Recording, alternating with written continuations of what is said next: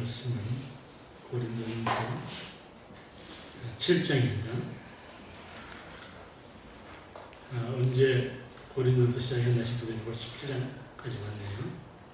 7장 1절에서 5절까지 교도하시고 마지막 5절은 같이 읽겠습니다. 너희의 쓴 말에 대하여는 남자가 여자를 가까이 아니하니 좋으나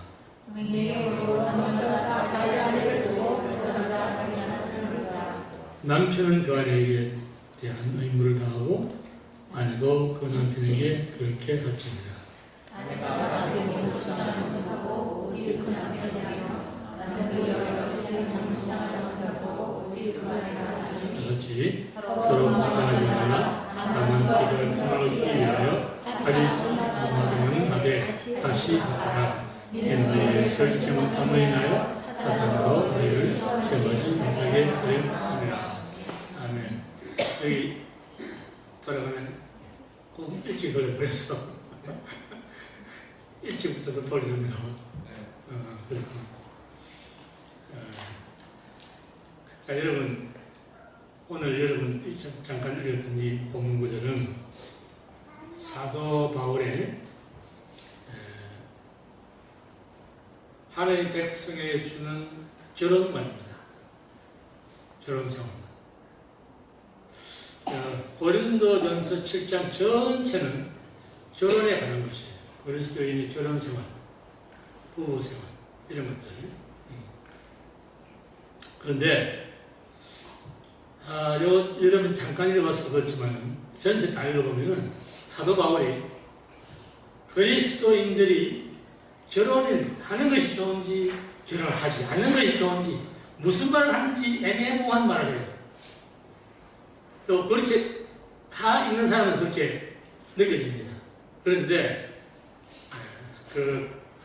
그 이유는 우리가 바울이 살던 시대의 배경을 몰라서 그런 겁니다. 그래서 이제 사실 사도 바울이 결혼하라는 건지 하지 말라는 건지 어떻게 좋은 건지 어떻게 말하는 건지 이것을 이제 하나씩 풀어나가겠습니다. 여러분 원래 남녀 간의 결혼 제도는 누가 제정했어요? 하나님이. 어디에서? 창세기에서. 창세기 2장 한번 보세요. 창세기 2장 18절 다 같이 시작. 여호와 하나님이 가라사대 사람이 독취하는 것이 좋지 못하니 내가 그를 위하여 눈의 길을 기하리라 하시니라. 에덴 동산의 최초의 결혼 주례는 누가 했습니까? 하나님 하셨어요. 하나님이 정하신 모든 제도는 선하고 좋은 것입니다. 그렇죠? 하나님 선하신 분이기 때문에. 그런데 왜 사도 바울은 결혼하지 않는 것이 좋은 것 같은 그런 말을 하는가? 1절 보세요. 1절. 너희의 쓴 말에 대하여는, 이 말은 고린도 성도들이 사도 바울에게 몇 가지 질문을 한 게 있어요. 편지로서. 그게 첫째 뭐냐면 결혼입니다.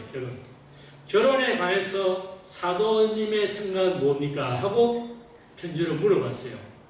그리고 우상의 제물에 대해서, 성령의 은사에 대해서 뭐 이런 것들 등등에 대한 주제를 편지로 물어봤는데 사도 바울이 첫 번째 주제인 결혼에 대해서 대답을 하는 거예요. 너희의 쓴 말이라는 것은 고린도 성도들이 사도 바울에게 보낸 편지라는 거예요.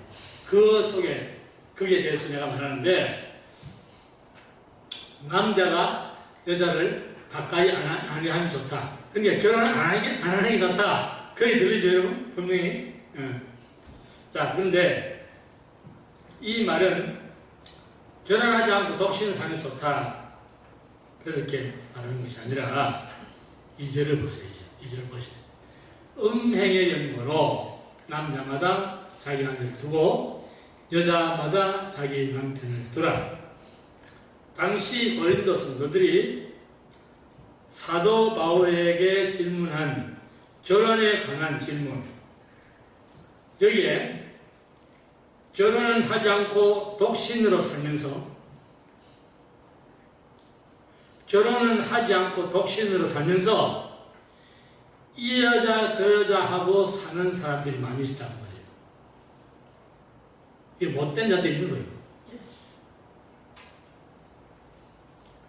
그들은 법적으로 구속받지 않고 결혼 안 하니까 독신으로 지나면서 마음에 드는 사람하고 사는 거예요. 그 사도 바울은 그런 짓 하면 안 된다는 거예요. 여러분 아시다시피 저는 제가 생업으로 지금 살고 있는 것이 I teach high school students how to drive. 그게 제 생업이에요. 그런데 여러분 남학생, 여학생 지금 많이 됐습니다. 몇십 년째가 됐죠. 그동안에 보면은 여학생, 남학생 할 것 없이 그 집에 가서 운전을 갈 생각하면은 부모가 집에 있는 경우는 꼭 아버지나 어머니가 나와요. 미국 사람들 그렇게 해요. 해서 자기 딸 잘 부탁한다, 뭐 자기 아들 잘 부탁한다, 그러면서 나옵니다. 그런데 내가 그 학생한테 물어봅니다. 차를 타고서 저분이 내 아빠냐? 그러면 뭐라 대답하는 줄 알아요? He is my mom's boyfriend.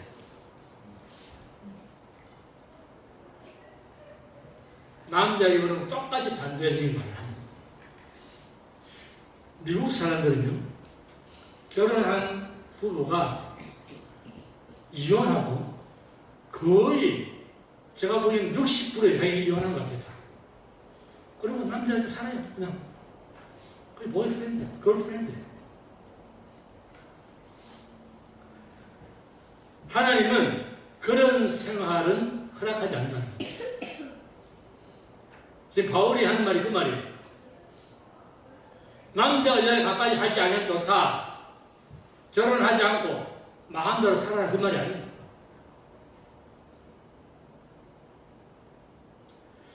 그 보기에는 그럴듯한 생활을 하는 것 같은데 실상 그 속을 보면은 위선적인 삶을 산다고 말해요. 오늘 많은 이 시대에 부부들이 이러한 난관에 봉착하고 살고 있어요. 많은 사람. 제가요, 한 15년 전, 그 대회에서 개척했을 때, 저는 그랬거든요. 제가 목양하는 우리 성도들은 그 어떤 가정도 깨어지지 않고 그리스도 안에서 행복한 삶을 살기를 원한다. 그래서 늘 그러한 기도를 합니다. 늘 그런 기도를 했어요. 그런데 제가 그 목회를 끝나고 한 1년도 안 됐는데 그 중에 어떤 한 가정이 이혼 단계에 이르렀다는 거예요. 그걸 듣고 저는 얼마나 충격을 받은지 몰라요.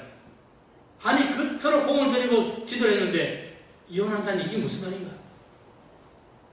여러분 오늘날 그리스도인들 가정도 수없이 깨지고 있습니다.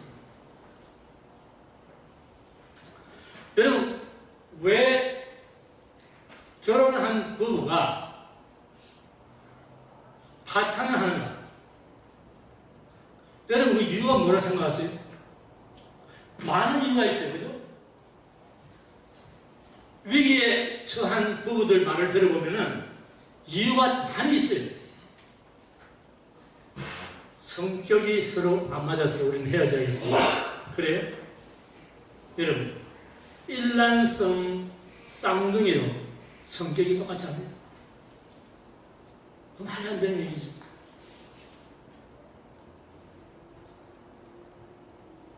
어떤 분은 수준이 안 맞았어. 수준이 안 맞아서 헤어져요. 여러분 평강공주도 바보 온다를 장군을 만들었어요. 수준이 안 맞아? 공주하고 평민이 무슨 화성 같은 소리를 하고 있는 거예요.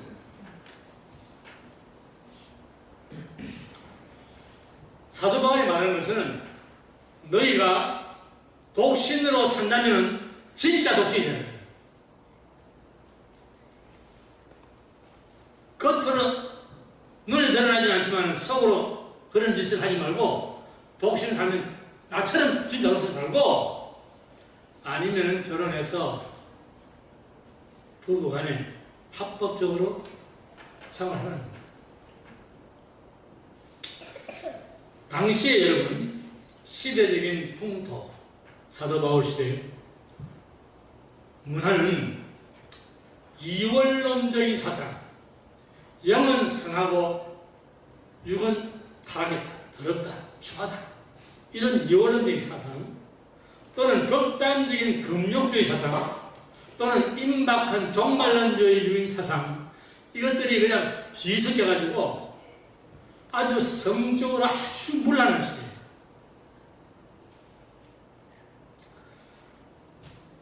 사도 바울은 독신이든 결혼했든 자기의 그 스테이터스에 충실하게 산다는 거예요. 윤리적이고 도덕적인 태도를 벗어나지 말라는 거예요. 특히 결혼한 부부라면 상대에 대한 의무에 충실하라. 3절이 그 말입니다. 남편은 그 아내에 대한 의무를 다하고 아내도 그 남편이 그렇게 하라. 부부 간에는 여러분 여기 지금 앉아 계신 분들이 좀 젊으신 분들이거든요. 그렇기 때문에 저는 사실은 이 고린도전서 실장을 제가 설교를 안 했으면 좋겠어요. 사도 바울도 제 생각에는 사도 바울도 고린도 성도들이 이런 질문을 안 했으면 답변 이게 안 나와서 고린도전서 실장이 없어. 그런데 답을 해야 되는 게 하는 거예요. 저도 이것 때문에 마음이 막 그냥 답답해가지고 하기 싫어요. 그래도 해야 됩니다. 해야 됩니다. 부부간에는 여러분 성적인 의무뿐만 아니고요. 남편은 아내와 자식들을 부양할 의무가 있어요. 아내는 자녀들을 잘 양육하고 살림을 알뜰히 살고 남편에게 위로와 힘을 주는 의무가 있습니다. 그래서 이와 같이 부부는 서로가 서로에게 법적인 의무, 정신적인 의무, 육체적인 의무를 다 해야 됩니다. 그렇지 않으면 가정이 항상 시끄러워요. 자, 4절 보세요. 4절 뭐라고 합니까? 다 같이 시작. 아내가 자기 몸을 주장하지 못하고 오직 그 남편이 하며 남편도 이와 같이 자기 몸을 주장하지 못하고 오직 그 아내가 하나니. 당시 로마 시대는 말입니다. 성모랄이 극도로 추락하고 여성은 남자의 종속물로 여기는 시대입니다. 여러분 성경에도 보면 그렇죠? 성경에 보면 오병이어를 기록할 때 어떻게 됐어요? 여자와 아이 외에 5,000명 그러잖아요. 그 시대에 우리 때문입니다. 그래서 교회에 다니는 성도들도 그러한 사회적인 풍습에 익숙해졌어요. 그래서 사도 바울은 그런 인습을 타파하고 부부 생활에 있어서 남녀 동등권을 주장합니다. 여러분 2000년 전에 여러분 불과 지금부터 한 500년 전만 해도 아니죠. 1860까지 불면 얼마입니까? 150년 전만 해도 아직도 노예 제도가 있었어요. 그렇죠? 그런데 2000년 전에 사도 바울은 남녀 동등권을 주장하는 거예요. 남편이 자기 몸 주장하지 못한다. 아내도 자기 몸 주장하지 못한다. 서로가 서로에게 의무를 다해라. 결혼을 통해서 남편 간에는 한 몸이 되기 때문에 아내의 몸은 남편의 몸 아내가 주장합니다. 부부는 일심 뭐다? 동체다. 일심만 돼서 되는 게 아닙니다. 동체가 되는 거예요. 돼야 되는 거예요. 결혼은 지금부터 하는 얘기는 여러분 제가 오랫동안 생각했다가 드리는 말씀.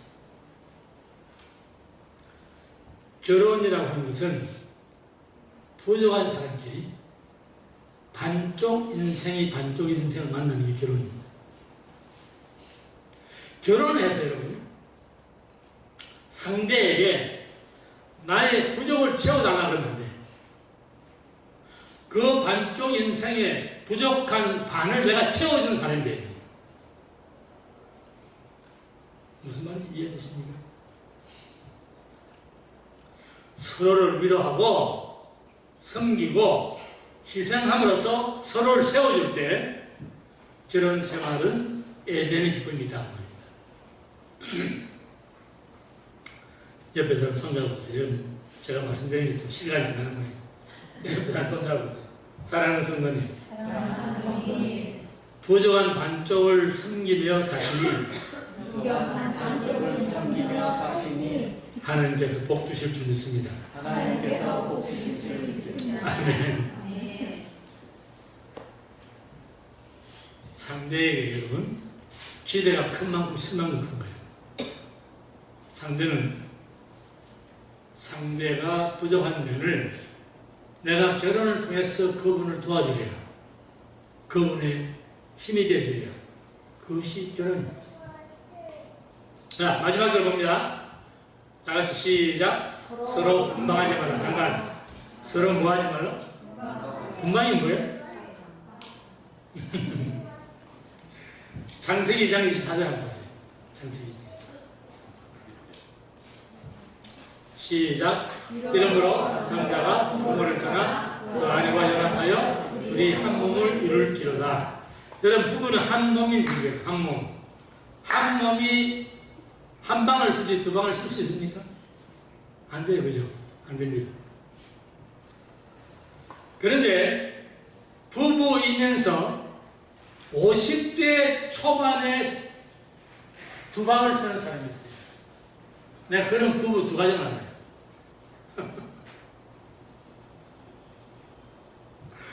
아내는 권사가 남편은 장로입니다. 권사는 고양이하고 자고 장로는 강아지하고 자고. 이게 보통 문제가 아니에요. 그래 사생활 문제라 제가 더 물어보진 않았어요. 그리고 제가 뭐라고 말했냐면은 장로님 권사님 기도에 전념하시기 위해서 그러신가 보죠. 제가 그렇게 물어봤어요. 걔들이 씩 웃으면서 하는 말이 그냥 그게 편했어요. 그냥 그렇게 사는 게 편하다. 여러분 우리 가운데는 일단 부부가 된 이상 의견이 맞지 않아도 기분이 나빠도 상대가 폭력을 휘두르고 나를 위협하지 않는 한은 분방해서는 안 됩니다. 철칙입니다, 여러분. 강대상에서 헛말하는 게 아니에요. 분명히 여러분 기억하세요. 사람은 말이죠. 미움은 미움대로 미움정이 되어요. 고우면 고운정이 되는 거예요. 그런데 그것은 가까이 있어야만 그런 정이 됩니다. 멀리 떨어져 버리면은 마음도 멀어지고 정도 떨어지고 그 정면이 떨어진다 그런 말 하죠? 그런 거예요. 자, 그런데 사도 바울은 분방하지 말라. 어디 가버렸습니까? 마지막 절.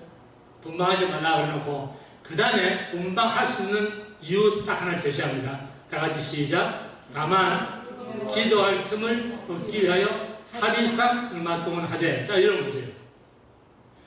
기도 때문에 서로 다른 마음을 쓰고 기도하는데 그것도 그냥 자기 마음대로 하라고 안 그랬어요. 뭐라고 그랬어요?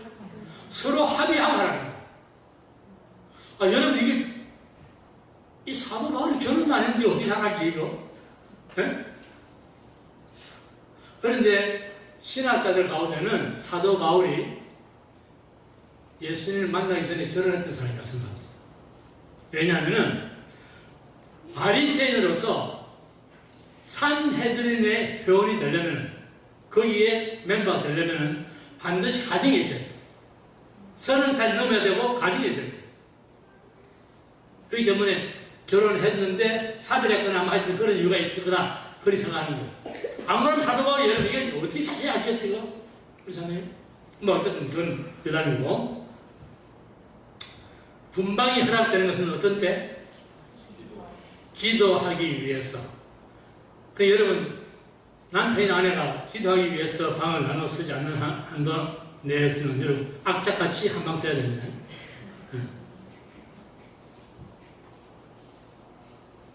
한 방은 부부간의 사랑을 위하여서, 분방은 하나님과의 사랑을 위하여서 있는 것입니다. 이해됐습니까? 부부간의 진정한 사랑이라는 것은 하나님과의 열정적인 사랑이 밀실에서 이루어지는 만큼 무르익는 거예요. 부부간의 육체적인 사랑, 부부간의 정신적인 사랑, 이 사랑은 우리가 하나님과의 밀실에서의 사랑이 얼마나 무르익는가에 따라서 성사된다는 말입니다. 그렇지 않고 여러분, 하나님과의 사랑은 멀고 부부간의 사랑을 하려면 결단코 이루어지지 않습니다. 하나님께서 그걸 허락하지 않아요. 하나님 어떤 하나님? 질투하신 하나님.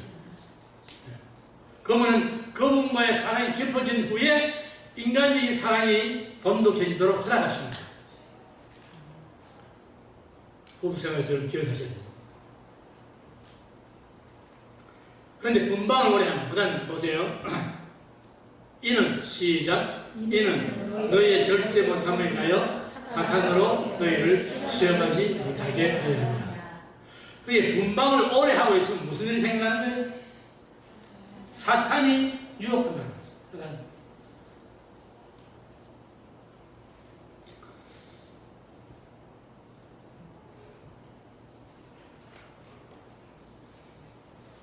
사탄에게 틈을 주지 않기 위해서 부부간에 분방하지 말라 이렇게 그랬는데, 오늘 본문 이 5구절을 읽어보면은 뭐 영적으로 뭐 특별히 뭐 나오는 게 없어요. 이건 전적으로 결혼 생활에 가는 것입니다. 자, 그런데 여러분 이것을 여기에서 끝나버리면 안 돼요. 지금 사도 바울이 마지막으로 하는 그 말을 분방하지 말고 기도할 틈을 위해서 합의상 얼마 동안 하지만 다시 합하고, 그래서 사탄을 하여금 유혹하지 못하게 하라, 이 말씀을 제가 영적인 면으로 초점을 맞춰서 이 설교를 끝내려고 합니다. 그리스도인으로서 여러분과 저의 삶의 승리는 주님과 골방에서 얼마나 친밀하게 교제하느냐에 의해서 좌우됩니다. 여러분과 저가 믿음 생활을 하는데 우리의 믿음 생활의 승리는 우리가 골방에서 하나님과 얼마나 깊은 교제를 이루는가에 따라 좌우된다는 거예요. 주님과의 밀실 교제는 기도와 말씀 묵상입니다. 다 같이 기도와 말씀. 기도와 말씀. 우리 결혼 생활 닥치는 재반 문제의 해결책은 주님과의 친밀한 교제가 그 열쇠입니다. 결혼이라고 하는 보이는 세계, 하나님 나라라고 하는 보이지 않는 세계, 그것이 서로 충돌하는 상황에 직면할 때, 다시 말해서 부부 간의 의견이 충돌하고 결혼 생활의 위기에 닥칠 때, 그때 하나님은 항상 선한 해결책을 주십니다. 그런데 잘 들으세요. 반면에 우리의 적 마귀도 그럴듯한 해결책을 내놓습니다. 하나님의 선한 해결책은 선하신 하나님의 진리의 말씀으로부터 나오고, 마귀의 해결책은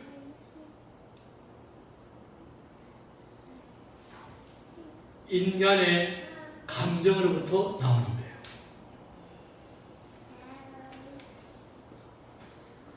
그래서 원수 마귀는 하늘의 실체와 이 땅의 실체가 서로 충돌해서 빚어지는 우리 삶의 문제와 갈등이 단지 인간의 감정 때문인 것처럼 보이게 하기 위해서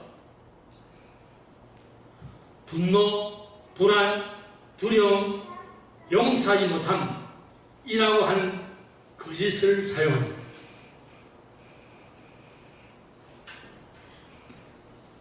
그러나 원수의 해결책은 처음부터 고려할 가치가 없는 것으로 분명히 못을 박아요. 여러분, 사탄은 우리 연약한 인간을 그냥 늘 까부러시 까분다는 거예요. 예수님께서 우리 생각을 마음대로 하는 거예요. 그럼 우리의 생각은 하나님의 말씀 위에 굳게 서지 않으면 마귀한테 늘 당하는 거예요.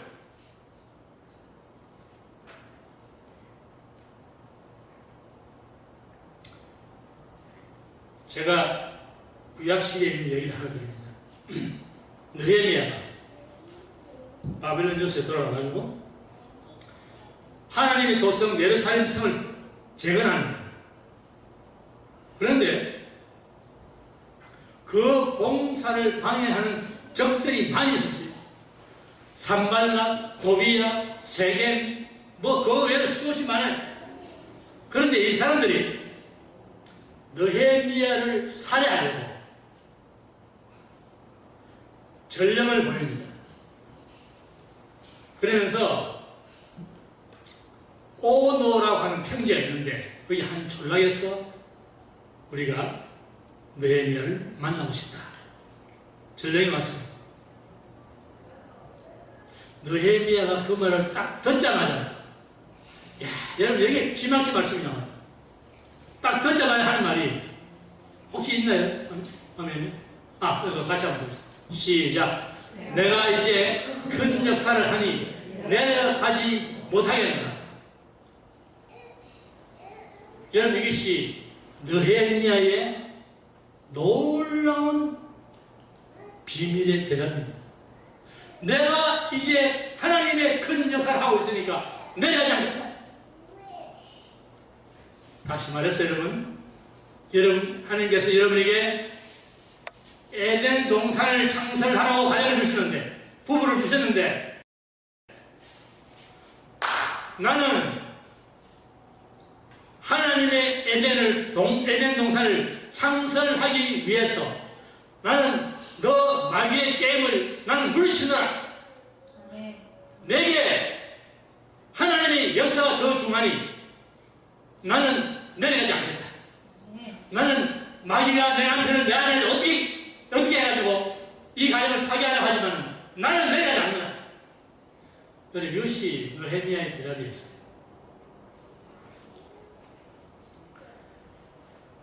하나님의 큰 역사를 하는 사람은 중단할 수 없습니다. 포기할 수 없습니다.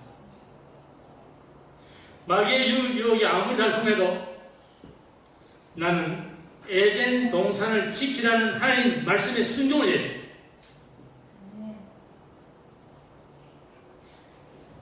여러분, 느헤미야가 원수의 제의를 아주 쉽고도 단호하게 거절해버렸는데 그 능력의 비밀이 어딘지 아십니까? 느헤미야는 하나님의 나라를 위해서 내가 무슨 일을 해야 하는지를 정확하게 알고 있을 때 모르겠습니다. 여러분, 하나님께서 여러분에게 가정을 주셨는데, 부부를 주셨는데, 부부를 통해서, 가정을 통해서 하나님께서 여러분에게 무엇을 하기를 원하시는지 여러분께서 분명히 붙잡으신다면 여러분 결코 실패할 수 없어요.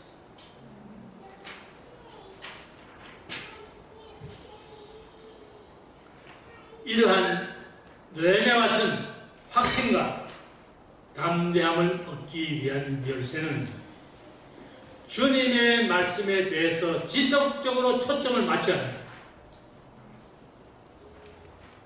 여러분, 오늘날 얼마나 많은 그리스도인들이 이 바쁜 환경 속에서 생명을 주는 하나님의 말씀을 단 하루에 한 장도 안 읽고 지나갑니다. 기도에 대해서는 제가 주의를 합니다.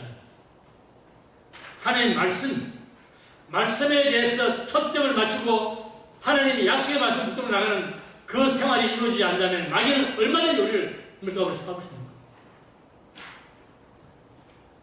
사회생활이든 교회생활이든 결혼생활이든 승리의 열쇠는 하나님의 진리의 말씀에 초점 맞춥니다. 아멘. 그렇다면 우리는 왜 하나님께서 가나안 땅 정복이라고 하는 위대한 과업을 목전에 둔 여호수아에게 이런 말씀하시는지 우리는 이제 잘 알 수가 있습니다. 다 같이 시작.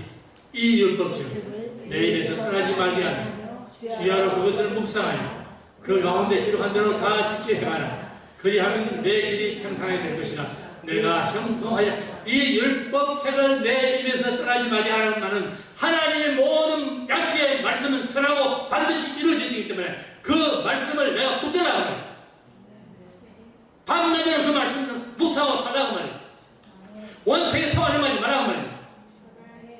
원수는 우리를 어떻게 이런 저런 말로서 우리를 공격하고 우리를 유혹하지만은 그러나 하나님의 말씀은 절대 불변하는 말씀이기 때문에 그 말씀을 내 입에서 떠나지 말래요.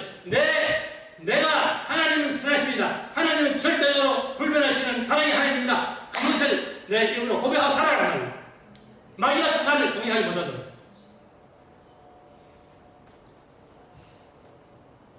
그러면 구절에 보세요.